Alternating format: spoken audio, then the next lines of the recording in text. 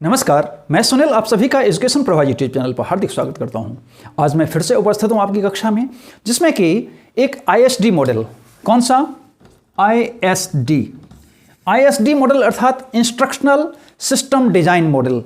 तो ये अनुदेशात्मक मॉडल है और इसके पहले मैंने AD मॉडल को भी बताया है, मैंने एश्योर मॉडल को भी बताया है और उसी का एक अलग आज पार्ट है डिक एंड कैरी मॉडल। तो दरअसल अलग अलग प्रकार के जो ISD मॉडल होते हैं, ये चूंकि मुख्य रूप से अनुदेशात्मक सिस्टम डिजाइन पर ये आधारित होता है और कुछ जो ISD मॉडल होते हैं वो जो हमारा लेसन प्लान होता है उसको हम किस प्रकार से फॉर्म करें, अर्थात किस प्रकार से हम उसका निर्माण करें।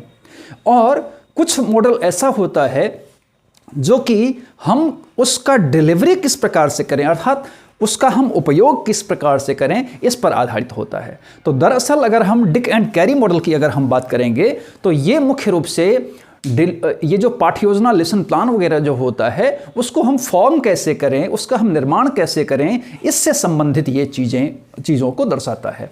तो दरअसल अगर हम डिक एंड कैरी मॉडल को देखें तो ये जैसे कि नाम से स्पष्ट है कि डिक एंड कैरी ने बनाया था, मुख्य रूप से 3 लोग बनाए थे और ये 1978 में इसका निर्माण किया गया था डिक एंड कैरी के द्वारा। और ये इसके कारण किया गया था कि चूंकि बहुत सारे, सबसे पहले जब हम कक्षा में जाते हैं तो कक्षा के पहले हमें बहुत सारी तैयारी करनी होती है और अगर वो विशेष रूप से तैयारी अगर हमारी नहीं हो पाती है तो हम विशेष रूप से शिक्षार्थी के सामने प्रेजेंटेशन ढंग से नहीं कर पाते हैं। तो उसके कारण अर्थात हमारी जो पूर्व की तैयारी है, अर्थात कक्षा के पूर्व की तैयारी है, उसको लेकर के इन्होंने बहुत ज़्यादा अपनी ये जो मॉडल है उसमें इन्होंने बात को दर्शाया है, जिसमें कि जो इंस्ट्रक्टर होता है, अर्थात जो एक शिक्षक इंस्ट्रक्टर होता है, फिर शिक्षार्थी होता है, फिर वातावरण होते हैं, बहुत सारे पाठ्य सामग्री होती हैं, बहुत सारे शिक्षण मॉडल होते हैं, बहुत सारी विधियां होती हैं, बहुत सारे अनुदेशात्मक व्यवहार होते हैं। अर्थात सारे पहलुओं को हम किस प्रकार से पूर्व में हम उन चीज़ों को योजनाबद्ध तरीके से पहले उसको फॉर्म कर लें ताकि क्या हो कि इस प्रकार से जब हम कक्षा में उतरेंगे तो हम क्रम वाइज हम क्या करेंगे, उसका प्रदर्शन करेंगे, जिससे कि शिक्षा का स्तर और शिक्षार्थी के लिए जो उसका लक्ष्य है, अर्थात अधिगम का लक्ष्य है, उसको हम प्राप्त कर सकें। तो इस दृष्टिकोण से इन्होंने डिक एंड कैरी ने जो कुछ 10 कंपोनेंट्स इसके बताए हैं, अपने मॉडल में 10 कंपोनेंट्स बताए हैं, जिसमें कि पहला आता है लक्ष्य का अनुदेशात्मक विश्लेषण। तो लक्ष्य का अनुदेशात्मक विश्लेषण का मतलब यह है कि जो भी चीजें हमें करनी है उसका सबसे पहले हमें विश्लेषण करना है कि हमें क्या करना है, क्योंकि जब तक हमें ये चीज़ को विश्लेषण नहीं करेंगे कि मुझे करना क्या है, आखिर क्या चीज़ करना है, किस प्रकार से करना है, क्या चीज़ कैसे करना है, उन चीज़ों का जब तक हम विश्लेषण नहीं कर पाते हैं तब तक हम अपने किसी भी फॉर्म को डिलीवर नहीं कर पाते हैं। फिर इसका निर्देशनात्मक लक्ष्य की पहचान।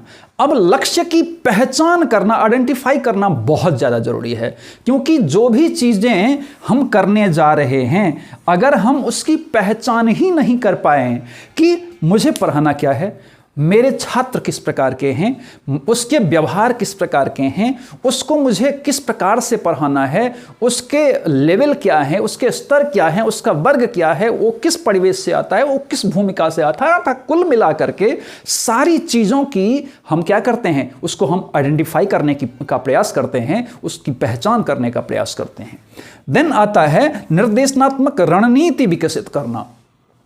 अब हमें जो इंस्ट्रक्शन देना है तो मुझे एक रणनीति बनानी पड़ेगी कि हम किस तरीके से, किस रणनीति के तहत अपनी कक्षा में उतरेंगे ताकि हमारी संपूर्ण रूप से जो हमारी रणनीति है वो सफल हो।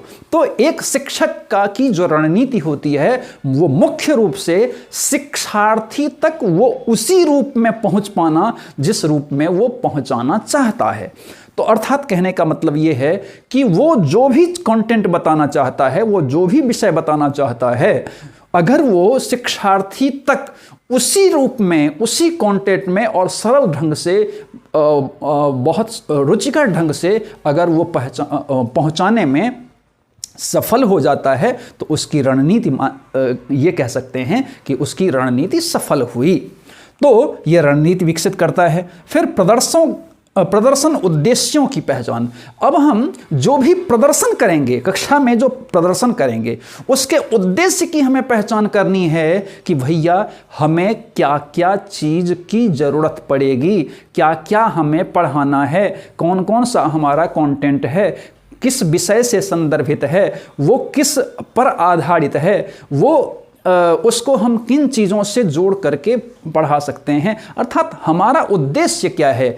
सामान्य उद्देश्य हो सकता है, विशिष्ट उद्देश्य हो सकता है, अलग प्रकार के उद्देश्य हो सकते हैं। अर्थात बहुत सारे, हमें उन सारे उद्देश्यों की जो पहचान करनी है वो यहाँ पर, अर्थात प्रदर्शन की पहचान। फिर प्रवेश व्यवहार का विश्लेषण। प्रवेश व्यवहार का विश्लेषण का मतलब ये होता है कि जिस भी शिक्षार्थी को हम पढ़ाने जा रहे हैं, तो वो उसका स्तर किस प्रकार का है।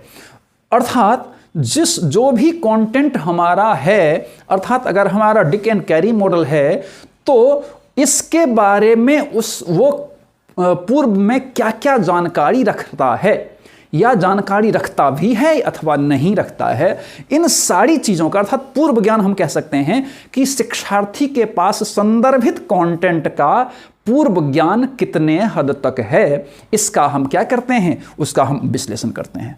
फिर मूल्यांकन उपकरण का विकास। तो जो भी हमें मूल्यांकन उपकरण करने हैं, अर्थात जो भी चीज़ें हमें मूल्यांकित करनी है, उसका हम उपकरण का विकास करते हैं कि हमें क्या क्या चीज़ों का वहाँ पर प्रयोग करना है।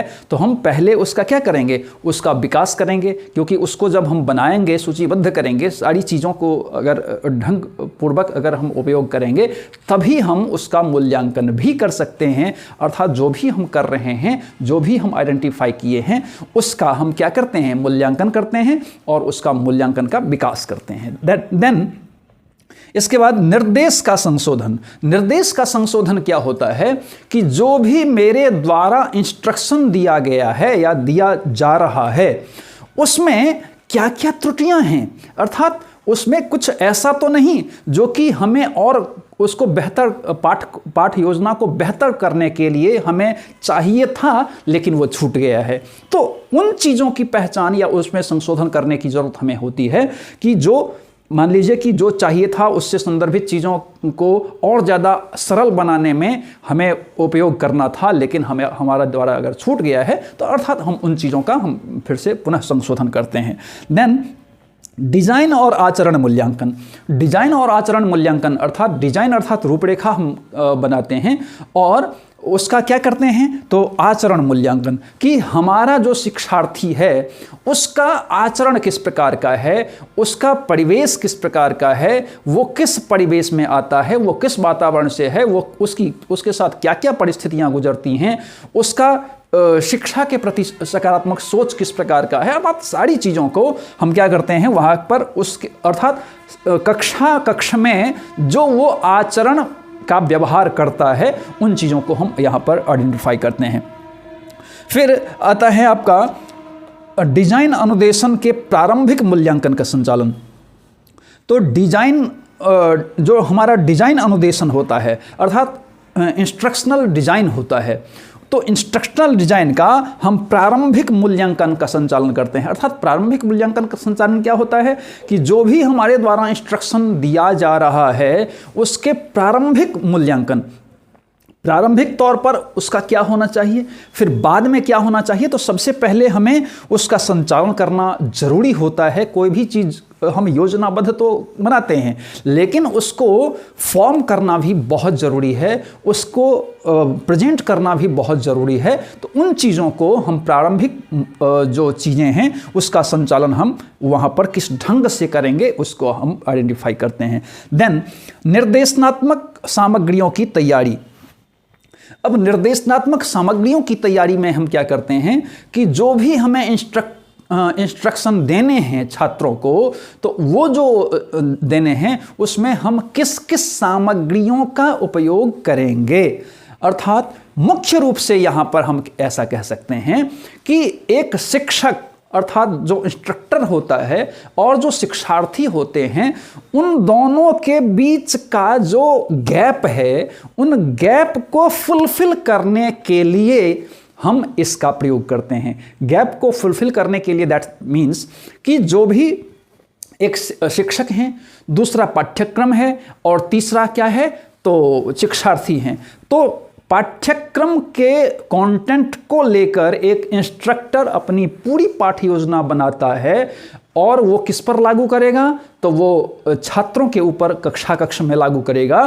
तो उसके लिए क्या क्या चीज़ों की ज़रूरत पड़ेगी जिससे कि उसकी जो शिक्षा है या उसका जो प्रशिक्षण है या उसका जो कक्ष वर्ग होने वाला है जिसमें वो प्रेजेंट करने वाला है वो बहुत ज़्यादा इफ़ेक्टिव हो, छात्र भी सक्रिय रहे, शिक्षक भी सक्रिय रहे और सरल रूप में, सुगम रूप में और बहुत रुचिकर रूप से अधिगम वहाँ तक पहुँच जाए। यही मुख्य उद्देश्य के कारण से इन्होंने डिक एंड कैरी ने ये मॉडल का निर्माण किया है। तो मुझे लगता है कि कम समय में आपने इन चीज़ों को बेहतर ढंग से जाना होगा। इसी प्रकार से पढ़ने के लिए आप एजुकेशन प्रभा यूट्यूब चैनल को सब्सक्राइब कीजिए, लाइक कीजिए, शेयर कीजिए, कमेंट कीजिए और साथ ही बेल आइकन को जरूर प्रेस कीजिए ताकि आपको आने वाले सभी वीडियो मिलती रहे। धन्यवाद।